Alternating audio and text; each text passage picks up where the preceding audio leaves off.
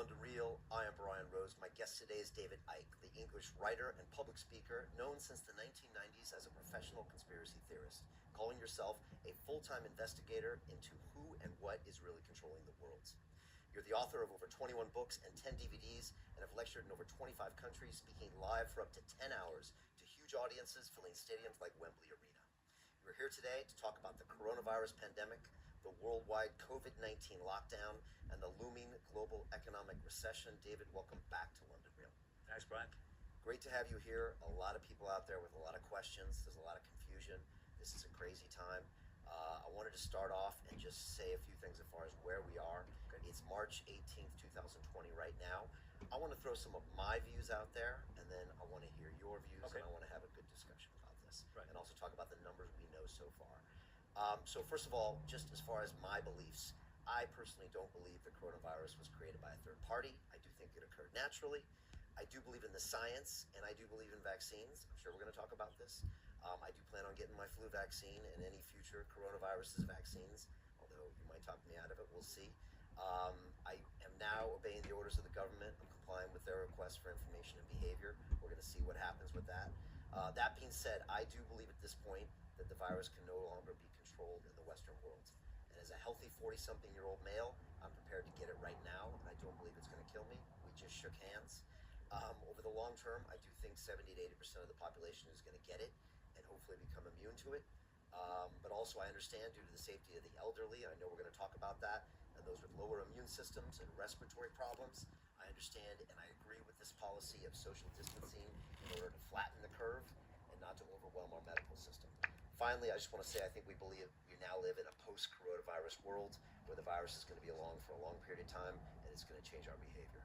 Let me hit you with some stats and then we can jump into this. As of today, March 18th, there are 208,221 reported cases worldwide and 8,272 confirmed deaths. Countries like China with 81,000 cases, about 3,200 deaths.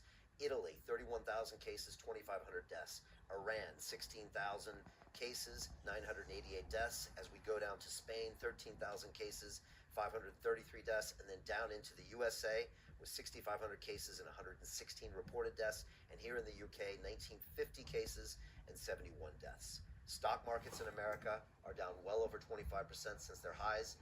And By the way, in danger from any virus, including the classic flu, are those that have compromised immune systems. And they are old people, elderly people, and they are people with what is termed pre-existing health problems. Why? The pre-existing health problems are putting so much pressure on the immune system, it's already weak when it's hit with this. This is why someone like that will have potentially a serious situation, and someone with an immune system in working order of any level will just swat it away. And another point, soup of radiation toxicity,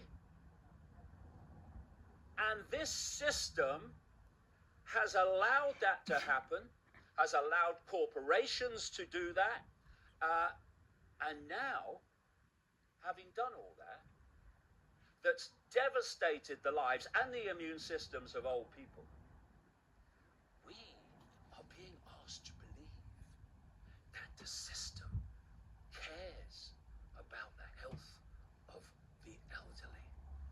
It doesn't give a shit. And I'm not talking about the nurses. I'm not talking about the doctors.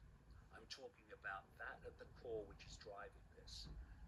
And the idea that all these things are being done to protect the elderly, they don't give a shit about the elderly. The elderly are an excuse to impose the very society that I'm talking about. Now, if you look at when these things happen and great Orwellian draconian things are put in place, oh, we got to do this because of the problem.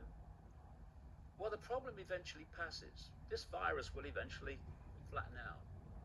But what you see every time, 9/11's a classic, they'll roll back some of it, but not nearly rolled back to where it was before. The whole thing's moved on closer to the Hunger Games society. Another thing you're going to see, oh, and by the way, I mentioned that a great goal of this, and I've been saying this, when did I first write this? About 1993. They want a cashless society, a digital cashless society, one world currency, which has phenomenal implications for freedom. They want rid of cash. And when I said that, there was lots of cash in circulation. People going, end of cash, now look at it. And you know, what was it this guy Tedros, the head of the World Health Organization, a man I wouldn't trust to tell me the time in a room full of clocks, by the way, he said, don't touch cash. Use cards, because the virus can pass on through cash. I've come up here today for this chat 3 times in places that are always cash. I had cash turned down. Now we're taking cards. And when this runs on, they're going to be justifying a cashless society on the basis of that you can pass viruses on through it, and they're going to be saying we can't have this again. We can't have this happen again. So you're going to have more technological testing of people for whether they have a temperature and all this stuff, and the whole surveillance is going to move on exactly as it has in China. Right. If people thought China had reached the point of beyond Orwellian, well, you just look what they've brought in as a result of this coronavirus. Okay. I want to talk about that technology because it's a very good point. Now, Italy right now, we're looking at Italy, and from what we can see and hear, the hospitals are chock full of people that are dying. There's not enough respirators, etc. I mean, surely we must do something about this, David. I know what you're saying is that these things will pass, and we're crushing our global economy, which actually has bigger implications than the health. I agree with you. This will ruin people's lives. Well, not only that, it will cause massive amounts of ill health and death. I agree with that too. I agree with that. It's just pushing it down further. But what about these people that are dying and clogging up hospitals, and the fact that could happen with the NHS? That is a reality. Well, I've thought all along, and it seems to be the case, that the strain that is prevalent in Italy is something of a stronger nature than what's generally circulated, and also in Iran. That's something else. Just as an aside, we have a country targeted by America, targeted by Israel, Iran, and as this virus came out of China, of all the countries in all the world, Iran got its smack worse than anyone before it started to appear in Italy. It was a little odd. And members could have been a coincidence. Well, I mean, you know, after 30 years, Brian, coincidences are something I have to be very well persuaded, because coincidences don't turn out to be so. They turn out to be made to happen. Anyway, so not only did Iran have this, what again seems a stronger strain of it, but it was killing the people within the regime at a very early stage, and you know, that's a coincidence. How many coincidences do you want? And then you have another one. You see, I mentioned that one of the problem reaction solutions that I've said in the books over the years that they were going to use to justify this Hunger Games society was a pandemic. You look at the movie Contagion. I think it was 2011. I watched it. It's basically coming out of China and stuff like that. Yeah, Steven Soderbergh. It's got Jude Law in there. And Yeah. Gwyneth Paltrow. It's very interesting, very well made. Yeah, but you know, I've talked to you in previous chats about something called preemptive programming, where they preempt something to put it into the subconscious mind, even the conscious mind, through Hollywood, and then suddenly it kind of happens for real. But I was sent a document from 2010 that was published by the Rockefeller Foundation. Rockefeller Foundation obviously is a front for the Rockefeller family, which is fundamentally involved in this global cult. In fact, the Rothschilds and the Rockefellers were the creators of the World Health Organization, which is there to control health policy and direct the perception of health in all its forms from a central point. You don't trust the WHO at all? Well, it's currently headed by a guy called Tedros from Ethiopia, who was a Politburo member in a Marxist government that's been running Ethiopia for a long time. He was health minister and was exposed 3 times for covering up cholera epidemics in Ethiopia. And now he's head of the World Health Organization telling us about the coronavirus. You will understand if I don't agree or even believe a word that comes out of his mouth. See, these organizations are not there to serve the public. They're there to serve this agenda. So who came out and said, "Oh no, don't touch cash. You pass on the virus. Just use Tedros." Same guy. He's the one that's praised China for a wonderful job they did with the coronavirus and what have you. Now, this Rockefeller Foundation document was about a scenario involving a flu pandemic. And it described what would happen, that China would use authoritarian, draconian methods to meet the challenge, and then the West wouldn't basically start like that, but then would become the same. And this whole global lockdown was described in this document. And then we moved to 6 weeks before the virus came to light in China. And we had something called Event 201. This was a simulation of a coronavirus pandemic, which involved the World Economic Forum, which has its meeting every year in Davos. This is the 1%, 1%. And involved the Bill and Melinda Gates Foundation. Bill Gates, the guy that wants to vaccinate the frickin' world. And, by the way, is funding the electronic tracking of people so that the authorities know if they've been vaccinated or not through an organization he funds called Gavi. And they ran this simulation called Event 201, in which they inserted, scenario or simulated news reports. And if you watch them, you can see it on the internet. It's just like the news reports we're seeing in the media. And they were discussing, okay, what can we do? And there was a whole area of this simulation where they're discussing how they control information. And they're saying, how do we deal with the anti-vaxxers? How do we make sure that the official narrative of the pandemic is the one that's dominating the internet and all these lines of communication, and not what they call conspiracy theories, putting another point of view. And all these things that they talked about in this scenario have happened. We've had Facebook and Google saying that they're going to make sure that, first of all, the World Health Organization version gets free advertisements, and they're going to suppress the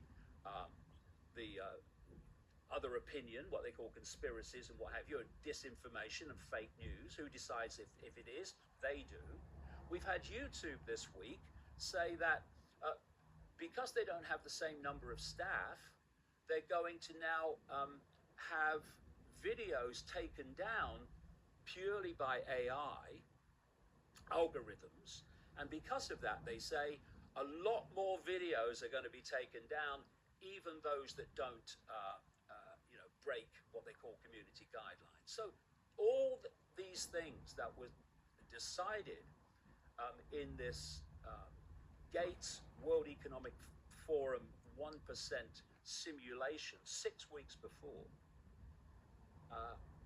they should happen are happening. And that was all public information about them doing that, or you got the report about it? No. I read the actual document of the Rockefeller Foundation and its scenario, which is exactly what's played out. But the Event 201 simulation was filmed. You can see it on the internet. And now they're running that playbook right now. Exactly the same. Another thing is that at the same time that simulation was taking place, 10,000 military personnel and support staff were attending the World Military Games in Wuhan, China. So that is, I'm not saying this happened, but what we have to put, if we're not going to be scammed and just believe the official narrative, we have to explore possibilities. And another possibility is that World Military Games was a wonderful front to release some kind of virus in that same area. So all these things are something that have to be explored and put into the mix, because what happens if you only believe the official version of everything is the official solution for the problem you believe in is going to take us further and further down the road to a society that would make George Orwell bloody wince. And all the things that I've said, this cult wants, this cult is getting as a result of this coronavirus. Okay. What do we do about this situation in Italy? Do you think it's correct to lock everybody down? If it is this bigger strain, do you think that is the intelligent solution to ease off on the hospitals? Because, you agree people are dying most likely up there. What do we do in that situation? Is there a point where a big reaction is warranted? Well, because I know you care about people. You have to keep the reaction in proportion to the problem. So maybe more needs doing in places like, or parts of, Italy. But the point is, you've got to keep your eye on the rest of it, and how you can see the world completely transformed and economically demolished by taking action now that will have phenomenal knock-on consequences. And so when you look in the global average and in most other countries, the number of people who are seriously affected by this against all those who are not, the way the whole economic system is being shut down is suicide. And what happens when it reaches a point where in its present state it cannot continue, it cannot survive? A whole new economic system comes in, which is the one this cult wants. And I'll tell you another thing. I've been going on for years and years and years about the fact that the idea of human-caused climate change is a joke. It's a hoax. And people say, well, why would they hoax climate change? You look at all the solutions to climate change, and again and again and again, they are exactly the same solutions and consequences as with the coronavirus. What did Prince Charles say at Davos only a matter of 2 months or so ago? He said by 2030, this year that keeps coming up all over the place from all directions, we need a new global economic system, economic order to meet the challenge of climate change. What have I been writing for 30 years? This cult wants to transform the world economic order into this technocratic, AI-controlled tyranny. And both the coronavirus and the climate change hoax are providing the problem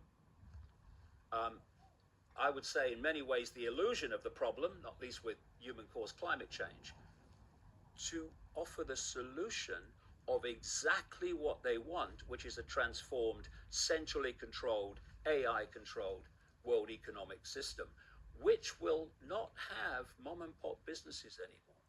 It won't have small businesses. Now, It wants rid of them. Now, the people in America, Trump and his advisors, and the people, Boris Johnson and his advisors, are going to say that the virus, since it spreads exponentially, needs drastic action now. That's what they say. We have to shut everything down so it doesn't become, 1,000x in the next 14 days, which can't happen with a virus, can't happen with something that grows exponentially. That's true, right?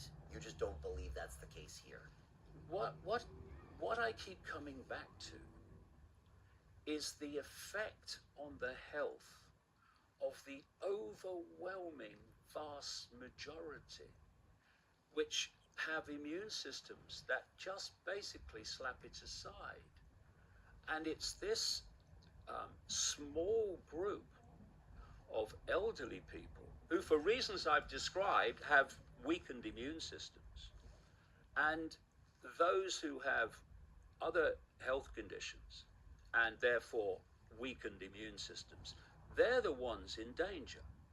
So if you focused everything on them, and if necessary, isolate them and focus your resources on them so no one goes hungry and no one is in need, but the rest of the population, 80%, very mild symptoms or no symptoms, others with moderate symptoms. Well, are we going to destroy the world economic system by saying that those people also have to isolate and not go to work? And for me, that's crazy. Focus on those who are in danger. Throw everything at them. Cocoon them if necessary, but cocoon them with fairness and with compassion and with total support. But the rest of the population, I got exactly the same symptoms, I repeat, before Christmas. And I carried on working. Weren't pleasant for 2 or 3 days, coughed some stuff up and all that. But you get on with it. And this is happening to people all the time. I'll give you an analogy, Brian. Years ago, you might remember this, we used to have a thing called weather. And weather used to change, and there used to be storms, and there used to be, strong weather situations. And we used to call it weather. Now, every time that happens, as it's always happened, now it's climate change. We're all gonna die.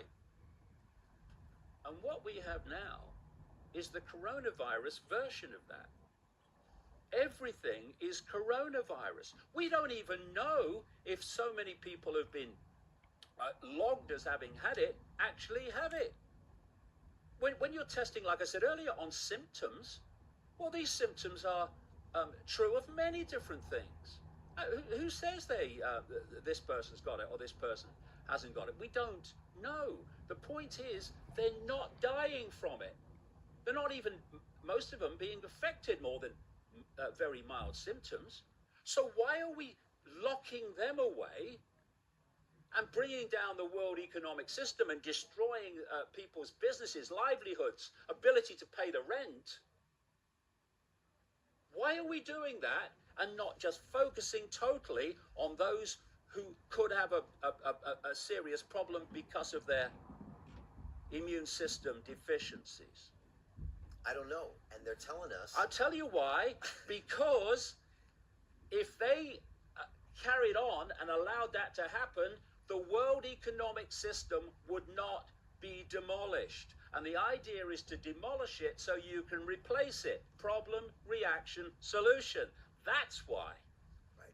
They're telling us that we have to lock everybody down to save the elderly and the less immune. That's what they're telling us. But it doesn't make any sense to me, David. And I put out a video on Saturday. I got a lot of heat for it. Got like 250,000 views. And I said, I'm ready. I'm ready to get the virus. Give it to me and all of the strong ones. let's build up an immunity to it, and over the long term, we can have this herd immunity and potentially protect these people. But I can't believe the measures I'm hearing about. They're talking about locking everybody in their homes in New York City. My sister's in San Francisco. They're being locked into their homes. It seems like an overkill to my logical brain. What are you actually describing if we break it down? You're describing mass house arrest. Yes. That's what you're describing. Exactly what it is. Shelter something they call it. That's what it is. And you know, this idea that we're protecting you. And see, this is the key. They say you're protecting grandma that's living with you. Yeah. So we're going to lock you down as well so you don't hurt her. Well, you know, I would be open to cocooning people who have a serious reaction to this because of their immune systems. I would be open to that for their sake. But to do it to the rest of the population, people that aren't living with old people, and bringing the economic system down with it as planned is insane. But as always with this cult, there's method in the madness. And that's what we're seeing. You know, look at the outcome. The outcome will tell you what's behind it. What's that great line? It goes back to ancient Rome. Who benefits? Who benefits? That great line, he who most benefits from a crime is the one most likely to have committed it. Let's ask that question. Who benefits from what's happening and what's being justified on the basis of this quote virus? Anyone that wants to transform human society into an Orwellian state, which I've been saying that's exactly where they are taking us for 30 years. So if people just take a breath and look at it and say, who benefits? And why is this craziness destroying who benefits from the economic system being destroyed? Anyone that wants to put another one in place. And you know, I've said this many times as we've chatted. This whole conspiracy, the whole cult way of manipulating society is psychologically. It's a psychological game. You know, when there's a few of you, and compared with the global population, they are a very few, you can't control people physically. You can do it in a certain area through troops and the army, and what they want to do is do it absolutely through connecting AI to the human brain. But for the moment, they can't. How you have to do it is you have to program people's perceptions, because from perceptions comes behavior. It's a real simple thing. Your perceptions become your behavior. And you go one step back, where do your perceptions come from? They come from information received. So if you control the information, the constant narrative, and most people just believe it because that's all they hear. Repetition is the wonderful, magnificent form of mind control. You control the information. You overwhelmingly control perception among those that don't question. And from perception, you control behavior. And what they're manipulating now, as they do all the time, but here is a wonderful, potent example of it, is they're manipulating this, what appears to be this innate human trait of fear of death, which is an expression of another innate human trait, which is fear of the unknown. So the reptilian brain at the back of the brain is it's a survival mechanism along with other parts of the brain, but this is a big one, the reptilian brain at the back. And the reptilian brain doesn't think, reacts. And it's constantly scanning the environment for threats to survival, not just threats to life, threats to your job, threats to your relationship, threats to everything. And this kind of background anxiety that people feel, a lot of it comes from here. And if you're driving your car and someone walks in front of your car, what bangs the brakes on is the reptilian brain, because it doesn't think. It reacts far quicker than the thinking processes react. I mean, when someone walks in front of your car, you're not going to say, "Oh, do you think I should stop? What do you think, dear?" Bang! Now that's great, and it's part of the survival mechanism. But when the reptilian brain survival mechanism starts impacting upon general life, then all hell breaks loose, chaos breaks loose. And give you two examples of it. Panic buying. Panic buying is the survival mechanism kicking in. And when that kicks in and it's not kept under control, it perceives its survival to be the only thing that matters. So if I have to survive and you don't for me to survive, well, fair enough, because I've got to survive. This is panic buying. I mean, we've had fights in supermarket aisles over toilet rolls. You know, you run out of toilet rolls, use the morning papers. What could be more appropriate? You can't wipe your ass with the BBC and CNN, unfortunately, but if you could, you should. And so this panic buying is this survival mechanism kicking in. And something else comes from that. The survival mechanism will agree to anything, no matter how draconian and how fascistic, so long as it perceives it will aid its survival. So what a pandemic does, what they call a pandemic, that was declared by Tedros at the World Health Organization anyway, what a pandemic does is it kicks in this survival mechanism.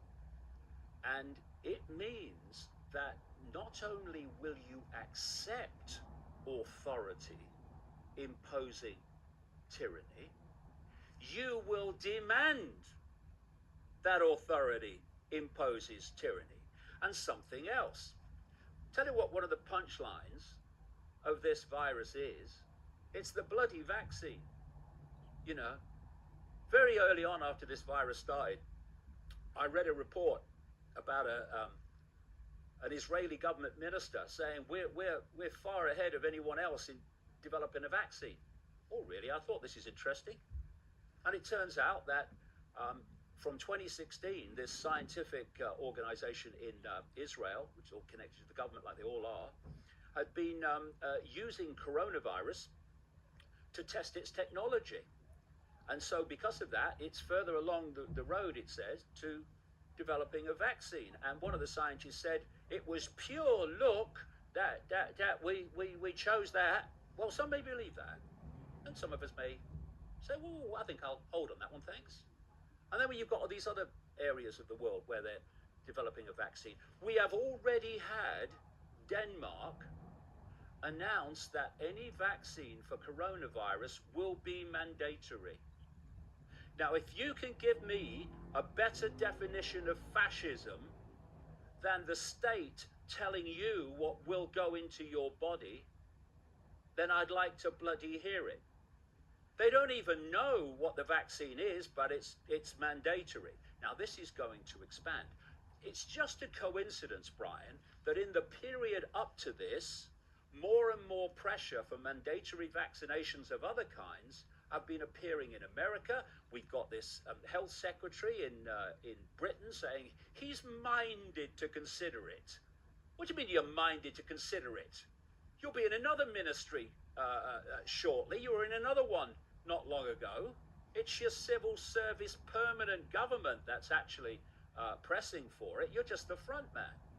So you've had all this period of pressing for mandatory vaccinations, and when this vaccination for this virus comes up, there is going to be enormous pressure to make it compulsory. And people with a brain who say, hold on a minute. What if that's the only cure? Well, is it a cure? Who decides that? I don't know. Who decides that? A scientist might. Oh, God, science. Well, science isn't always wrong. No, but science. For smallpox, science is massively wrong with the benefit of hindsight. Some vaccines work. Smallpox vaccine. Just look at the problem reaction solution. You want to introduce a vaccine. What is in the vaccine? What we're not told is in it, or whatever. We don't know. But, whoa, oh, we're all going to die. Vaccinate me. Don't even think about it. Survival mechanism. But What if that is the only solution? well, who decides that it's the only solution? My children, my boys, have not been vaccinated once in their life. They didn't have childhood diseases. Their immune systems are on fire because they weren't compromised by a tidal wave of toxic shite while their immune systems were still developing. Do you know something? In the 1980s, the Congress gave immunity from prosecution to the drug companies for vaccines. And you know why this was in the official documentation. The reason they said they gave them immunity from prosecution, so now in America there is a vaccine court which has already paid out something like $42 billion for vaccine injuries, and the bar to prove that is very high. It's now paid by the taxpayer. And so the drug companies have no economic consequences for damaging vaccinations. And I think they're trying to get drug companies to consider creating vaccines because they're not economically profitable. Hold on. What, not economically profitable? My goodness me. Have you seen the profits of drug companies? Yeah, because they have regular medicine. But the point is that the reason they said we must give immunity is because they said vaccines are innately unsafe and cannot be made not to be. Thus, we're going to give you immunity so you'll continue making them. Because at that point, before that legislation came in, the drug companies were facing a massive number of lawsuits for vaccine injuries. Now, you know what's happened since that legislation in 1986? The number of vaccines and the different kinds of vaccines have absolutely exploded. Why? Because there's no consequence anymore. And if you look at the statistics, if you vaccinate a large number of people, you are going to have major life-changing implications for a number of those people. So what mandatory vaccinations are saying is, we are going to insist by law that your children are vaccinated, and we know by doing that that some of them who wouldn't otherwise have been vaccinated are going to take the consequences. Right, because it's for the greater good. Oh, the greater good. They couldn't care less about the greater good. Can we just understand that? And then we might get some kind of grasp on how this world is run.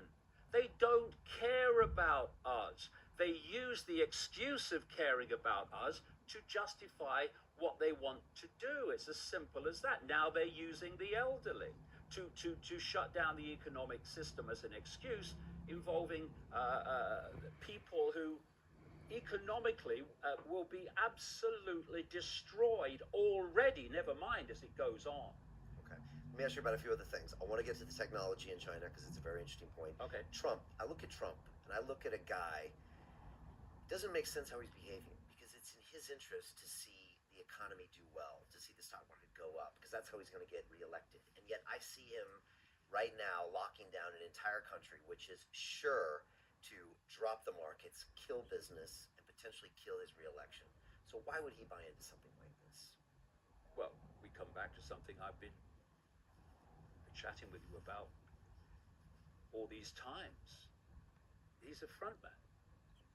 There's a permanent government. You see, this cult controls the permanent government. There's a permanent government in every country, and globally there's a permanent government. That's what I mean. You've got the politicians, whether it's a president from the Democratic Party or the Republican Party, whether it's Labour, goodness knows Labour, when they're going to do it again, if ever, and Conservatives. And you have the rosettes coming and going, coming and going, coming and going. Here today, gone tomorrow. But the permanent government is always there. This is the cult controlling that government via secret societies, through the financial system, through the intelligence agencies, through the upper echelons of the military, through government administration, and what has become known now as the deep state. And that is always there. George Bush comes, Republican. Obama comes, Democrat. Trump comes, Republican. Gone. Permanent government, always there. Same in this country, same everywhere. Prime ministers come and go, permanent government, always there. And that's why, overwhelmingly, when you look at the long-term direction of the world, it doesn't change. Because the permanent government is driving that direction. And the here today, gone tomorrow politicians are there to give the illusion of democracy, the illusion of people deciding who governs them. See, we have a European Parliament for one reason and one reason only: to say that the European Union is democratic. It's a tyranny, a bureaucratic tyranny. And what is a bureaucratic tyranny? It's a technocracy. The European Union, controlled by bureaucrats, is how the world is meant to be under this technocracy, Hunger Games society. And so someone like Trump will only have so much maneuver. And he will come under tremendous pressure anyway from people around him that, the consequences of you not doing this, oh my goodness me, how will you be remembered? You see, I look at Boris Johnson, and I see his body language, and I've seen one or two of things he said. I don't think personally that Boris Johnson is totally convinced that all this is necessary. No, he's not. He's absolutely not. But what's happened is the pressure on him from the permanent government is to do it anyway. And they work in ways that he might not even understand that he's working on him. It's not like they kick him in the room and say, you're going to do this now. It's pressures and how you're going to be remembered. It's pressure, and and it's also manipulative. I mean, older people watching this will remember Yes Minister, Yes Prime Minister, which was a comedy series about a prime minister and his civil servants. The sad thing about those programs is that they were absolutely true. They were written by someone who knew, who worked in that whole area. And so there's so many ways that you can manipulate the politicians, and you can basically paint them into corners. And they are brilliant at this manipulation. So and like we said earlier, once this thing gets the momentum, it takes on a life of its own. And the fear, it's just the fear. And everyone is scared now because they can't see this thing. They can't understand this thing. We can get our heads around war. Maybe we can get our heads around a nuclear weapon, but you can't get your head around this. So it scares you more, and you can manipulate people's minds with this thing. Of course you can. Better than anything. There's no better way of manipulating perception than to trigger the survival mechanism. There's none greater. And so what you're going to have, coming around to what I was saying, is you're going to have pressure from those who have their survival mechanism triggered for governments to make the vaccine compulsory. And people who will not have it are going to be demonized and vilified, just as people who won't have their children vaccinated now are doing so. And when they say there's been this outbreak, it's the anti-vaxxers, they never tell us how many people or how many kids or whatever who've got some disease like measles or whatever. They never tell us how many have been vaccinated and how many haven't. My boys' mates at school were getting diseases they had been vaccinated for. My boys who were not vaccinated were not getting them. Okay. Discuss. All right, to discuss. Right? Let's talk about technology and what they're doing in China and Singapore and South Korea. Because the news has been telling us that the cases are dropping massively in China, that Singapore has it under control. I read a whole article last night about how they're tracking everyone with their technology. They're using their mobile phones to find out who they had contact with, hunting those people down and quarantining them. And now they are saying it's a success. South Korea cases dropped, Chinese cases dropped, but they're also saying the Western civilization would never allow this type of intrusive stuff into their Oh information. my God! What do you see, David? No. Just let me just intervene there for a second. Okay. You have just said, virtually word for word, what was in the Rockefeller Foundation document in 2010, detailing a pandemic scenario based on a flu vaccine. They said, I think I mentioned it kind of in passing earlier, they said China imposed draconian measures and was then praised for doing so, but the West lagged behind because of this thing called freedom and democracy. But eventually the West caught up and became also draconian. So it's deja vu from the Rockefeller document and from the Event 201 of the Gates Foundation and the World Economic Forum 1%. It's a scenario. It's a script, So, Brian. yes, I understand what you're saying. So people that don't know, what is this technology in China? Explain how it works and how they track people and how it's become surprisingly even more draconian than it was, because I don't think a lot of people know this. Well, I've been saying for decades, if you want to know what is planned for the West tomorrow, look at China today. It's no accident that China is right at the center of this whole outbreak, which has gone on to create all this. This is how it works in China. They have millions of face recognition cameras in their cities, gathering in number all the time. And so as you're walking down the street, you are able to be tracked and identified literally in minutes. There have been documentaries that have put someone on the street, and the technology has been challenged to track them and find them. It's taken minutes, gotcha. And so what they're doing, and remember, this is what's planned for the West, and this is why the crazies and the psychopaths in Silicon Valley are so close to China, if the truth be told. You are so tracked in detail in China that they know everything you do all the time, and AI is logging your behavior. And they have something called the social credit system. And when you act in ways that are acceptable to the state, you get credits, social credits. When you act in ways that the state doesn't want you to behave, you get credits taken away. And when you fall below a certain level, consequences kick in. How many people know that millions of Chinese people have been banned from flying? Millions of Chinese people have been banned from going on trains because their social credit score has fallen below the acceptable level. And this is what is possible once you have AI able to track you in detail, minute by minute, in real time, which is what they have in China. What is China? It's a technocracy. That's what it is. And if you look at China today, that's supposed to be the world tomorrow. Because this economic, viral, whatever you want to call it, war, for want of a term, China's meant to win it. And I don't mean the Chinese regime.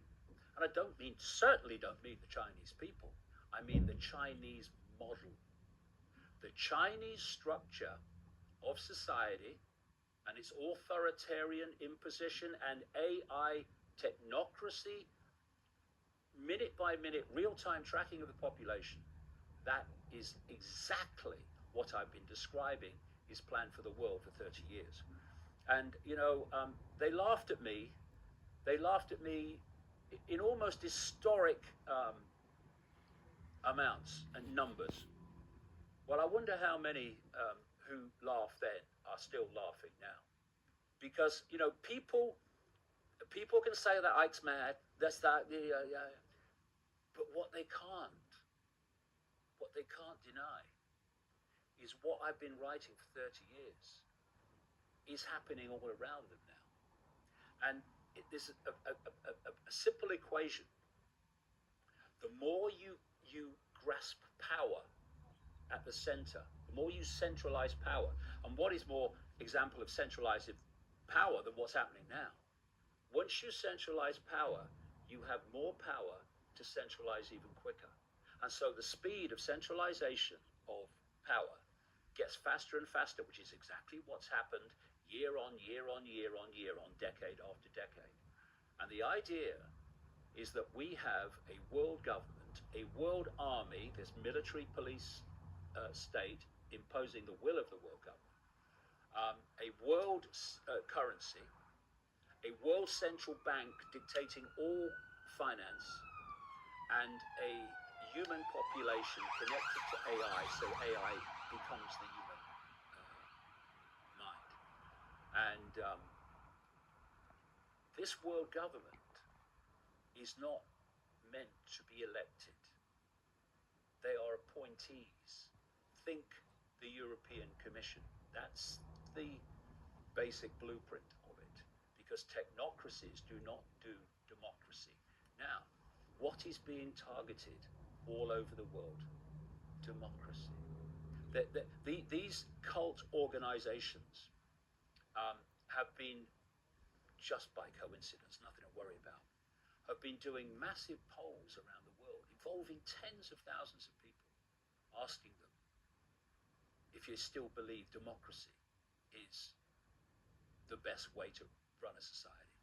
And the numbers are coming down all the time. Whether they're manipulating it, don't know, who knows, but they're coming down all the time. And the more you have incompetent politicians and corrupt politicians, which the cult loves, because on one level it is demolishing trust of the public in the democratic process. And what's basically happening, Brian, with this coronavirus, if you think about it, is that the democratic process has been suspended. It's bureaucrats and technocrats and small groups of politicians that are dictating this all over the world. No one's having a vote on it. No one's having a referendum on it. No. And so in China, they've said the technology is what kept people from dying. Look at this great model. Same in South Korea, same in Singapore. And I mean, the cases are tiny, like tiny. It doesn't even make sense to me how China could be the epicenter, and now they only have 23 new cases. And it's, most of those are foreign. Like, those numbers don't make sense to me. Oh, well, maybe they're not true. And then let me say one more thing. I imagine this, David. Today, Trump comes out and says, to save American lives, I've decided in your safety to use all of your mobile phones to track the people that have gotten. Israel's just done it. Have they? Israel's just changed the law so they can legally track their population through their mobile I phones. think I saw that. Now, what if Trump came out and said this to Americans and said, in your safety, to save our population, I have to do a federal order and track everyone's data from now on and where you're going in order to make sure you don't kill the old people and all that stuff. Most people, David, in the current state of fear would say, thank you, sir. Save me, and like you said, for the people that refuse to do it, they would vilify them. Yeah. Because you're the one that's going to kill my grandma and do all that stuff. I'm already And seeing. that's scary. I'm already seeing articles by academics, not least in America, saying if people aren't vaccinated, they should never be allowed to fly. You know, so when something is being so pushed by a system that couldn't give a damn about the health of the population, look at all the crap in food that is legally allowed, never should be, and all these other things. Look at the pharmaceutical cartel, Big Pharma. The third biggest cause of death in the United States is the frickin' treatment after heart disease and cancer. They care about the health of the population. How does Big Pharma get its money? By the population being sick. And I'll tell you what, Brian, I will take this system seriously. I will think, oh well, maybe they do care a little bit when they come out, mainstream everything, mainstream medicine, and say, here is how you boost and strengthen your immune system. Vitamin A, vitamin D3, vitamin C, something to boost the thyroid function, which produces vitamin A. Let's do that. Let's get the immune system going. What are they saying instead? Oh, it's weakened immune systems that why people are dying. Okay, so what are you telling them about how to boost their immune system? Well, they're not. Because, first of all, even on a purely financial level, in terms of big pharma, what would a strong immune system in the population in general do? Their profits would absolutely frickin' plummet. Because it's weakened immune systems that are their profit margin. And you know, some doctors who actually have sussed it are pointing out, you know, that it's not the virus that's killing people. It's their immune system is killing them. Because it works like this. If you've got a strong immune system, the different levels of the immune system, it's very complex, and you know, mainstream medicine doesn't understand it yet. Honest people within it will actually agree with that. So it's making decisions on vaccines and all this stuff. It doesn't even understand the immune system and how it works. Anyway, there are different levels of it. So you get a virus. The first level will meet it, then the second level will meet it, which is much more specific to that virus. This is the level that creates the reaction that's absolutely encoded to meet that particular threat. And at that point, gone. This is why 80% of people have mild symptoms, because this is what's happening. You get a mild fever, yes, because the immune system's using heat to kill the virus. It's like throwing up. That's the immune system getting rid of something before it does real damage to the body. But when your immune system is compromised through lack of nutrients, shit food, and all the rest of it, these levels of the immune system can't cope, especially if you are someone who has other health problems, because the immune system's already kind of working flat out on that. So what happens then when they fail is the immune system in effect panics, and it unleashes something called a cytokine storm. And these are a substance that is released by the cells, and it is the equivalent of a machine gun firing in all directions, because it's desperate. And I'll give you an analogy of what I mean. An intruder breaks into a house. The homeowner is fighting to deal with the intruder.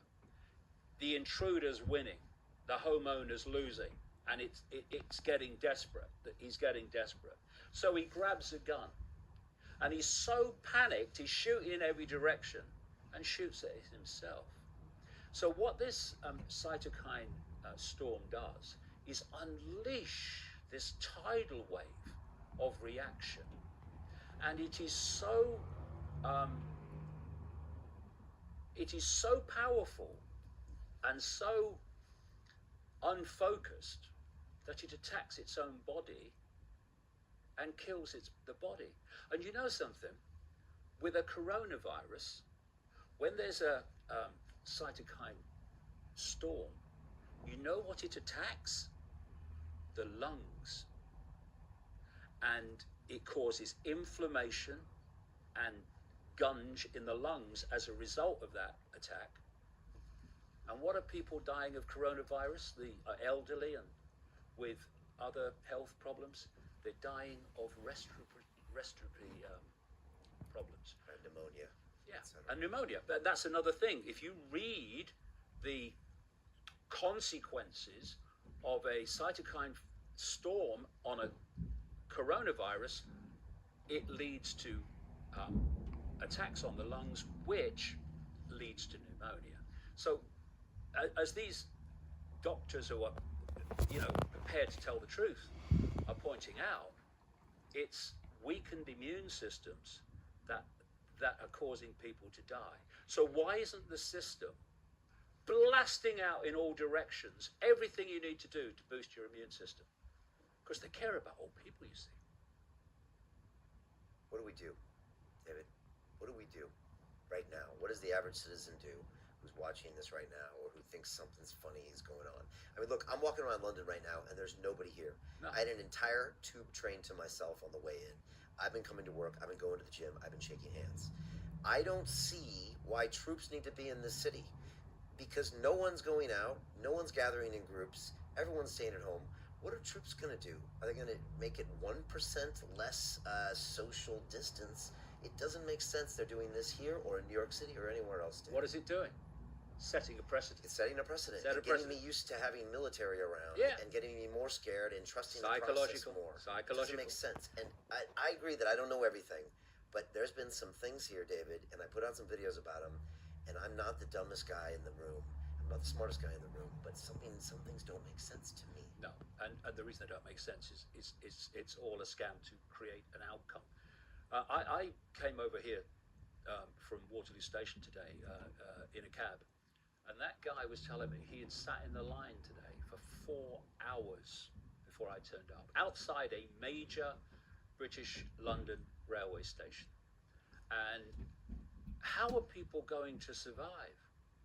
How are they going to do it? And when you are in desperate straits, then you will accept things changing if you are persuaded to believe that they will improve your desperate straits, i.e. we need a whole new economic system. Tell you something else. As AI takes over more and more jobs, on top of all this lost employment that's happening now around the world,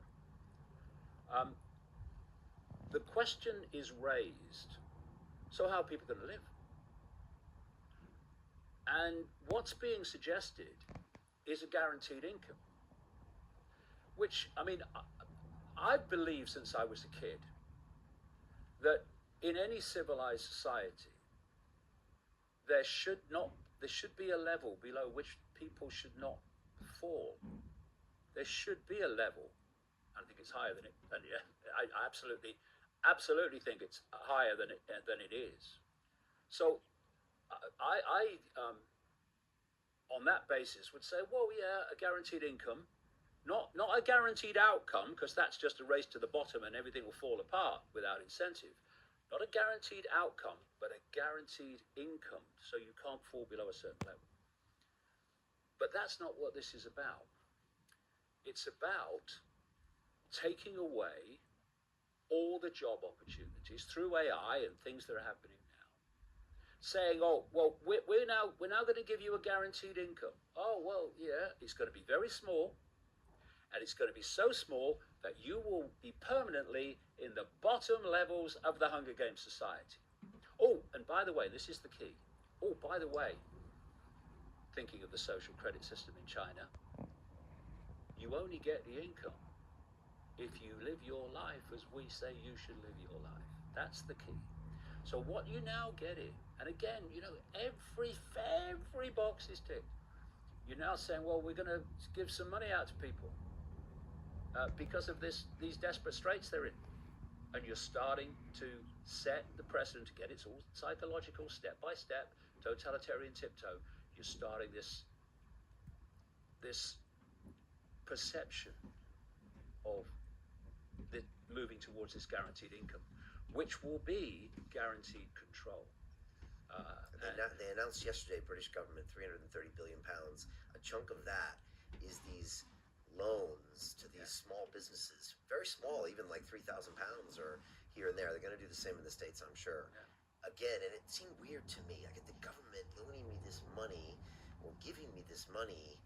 It's a form of control. It's absolutely a form of control, and also because if the economic system is shite anyways, it's loans. It's not going to last. It's loans. Yeah. So you have to pay them back. Right. And if if your businesses is destroyed, what are you going to pay them back with? Yeah. We are watching the global unfolding of exactly what I've been writing about for 30 years.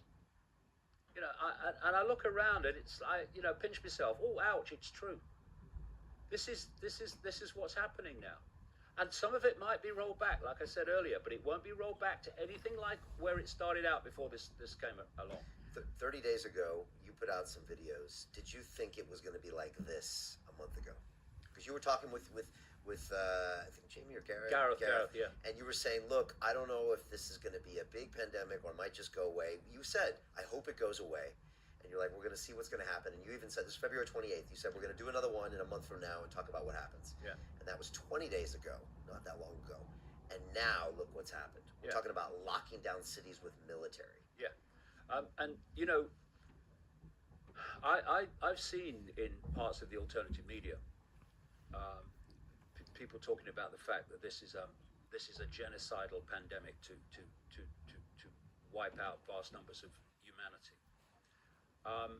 Well, that will only happen if there is a dramatic mutation of this virus, because at the moment that is not what it's doing. What it's doing is creating the circumstances of fear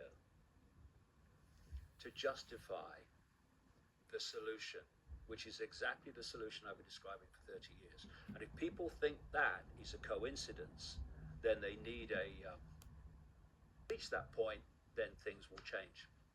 The subcommunication I'm seeing from all of the officials is this is going on for a long time. They're saying 15 days in America, which is going to be extended. They're talking months and months and months. They're mentioning things like July and August of when this might stop, which is a long time from now. What are you describing? The totalitarian tiptoe?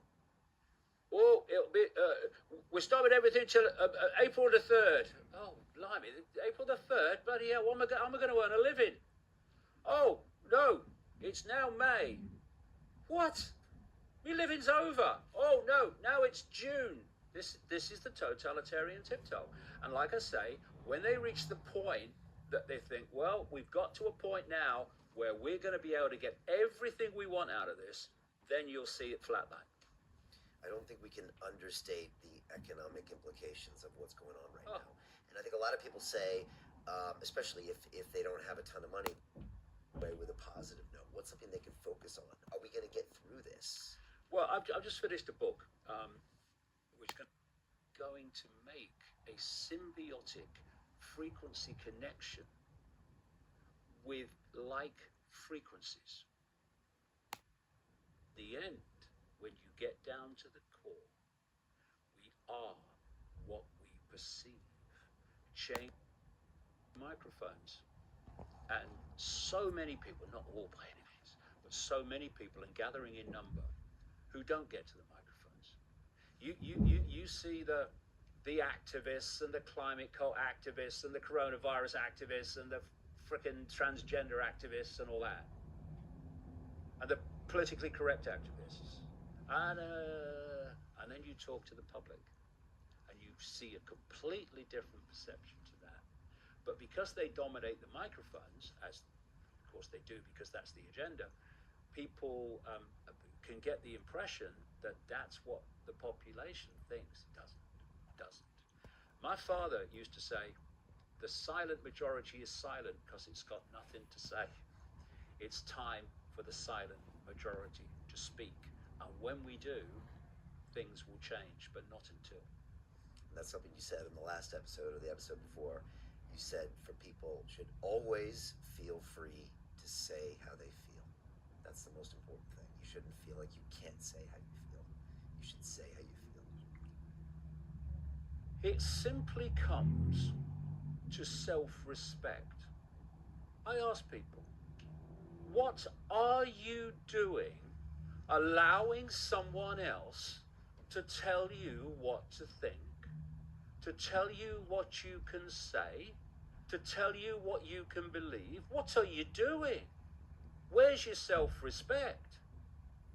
And we live in a world of psychological fascism where people are constantly seeking to impose their beliefs on other people. We see it with religion all the time. We see it with the woke mentality all the time.